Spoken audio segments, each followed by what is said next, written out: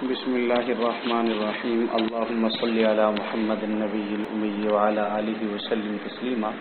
احباب گرامی، ہمارا یہ فہم قربانی کورس کا آج چھٹا سبق ہے، اور اس چھٹے سبق میں ہم پڑھیں گے قربانی کے جانور، یعنی کن کن جانوروں کی آپ قربانی کر سکتے ہیں۔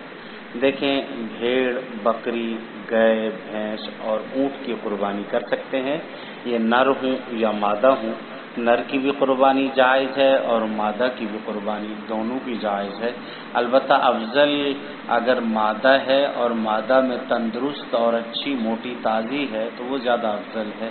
دیکھیں، قربانی کے لیے یہ جانور ذبح کیے جا سکتے ہیں، جیسا کہ اللہ رب العزت نے سورۃ انعام کی آیت نمبر 143 اور 144 میں فرمایا کہ 8 جانور ہیں، 2 بھیڑوں میں سے اور 2 بکریوں میں سے اور 2 اونٹوں میں سے اور 2 گایوں میں سے۔ تو قربانی کے جانوروں میں بھینس بھی داخل ہے، بھینس کی قربانی بھی جائز ہے، کیونکہ یہ بھی گائے کی ایک قسم ہے، لہذا بھینس کی قربانی جائز ہے۔ اور امت مسلمہ کا اجماع ہے کہ بھینس کا حکم گائے والا حکم ہے۔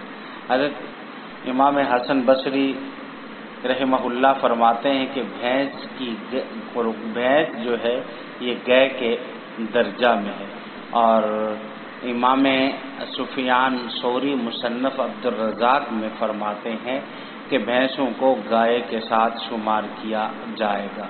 اور امام مالک علیہ رحمہ موطا مالک باب ما جاء فی صدقۃ الفطر کے اندر فرماتے ہیں کہ بھینس گائے ہی ہے۔ بھینس تو وہ ہند و پاک کے جمہور علماء کی بھی یہی رائے ہے، پاکستان بر صغیر تمام کی یہی رائے ہے کہ بھینس گائے کے حکم میں ہے۔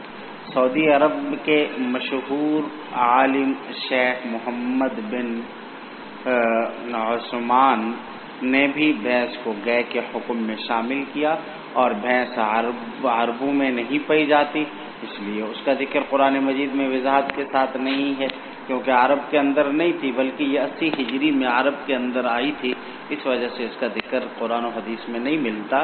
لیکن البتہ فقہا کا اور تابعین کا اور سلف صالحین کا اس پر اجماع ہے کہ یہ حکم کے اعتبار سے گائے کی طرح ہے، جس طرح گائے کی قربانی جائز ہے اسی طرح بھینس کی قربانی بھی جائز ہے۔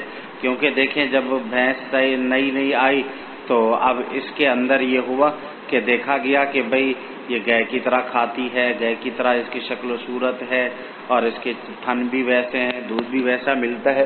لیکن آج کل بعض احباب اس کی قربانی کو ناجائز قرار دیتے ہیں، لیکن دیکھیں کمال کی بات تو یہ ہے کہ وہ خود اس کا دودھ پیتے ہیں سارا سال۔ جب بازار میں جائیں تو کہتے ہیں ہمیں گائے کی بجائے بھینس کا خالص دودھ چاہیے، اور پھر جب گوشت خریدنا ہو تو گوشت کھاتے ہیں۔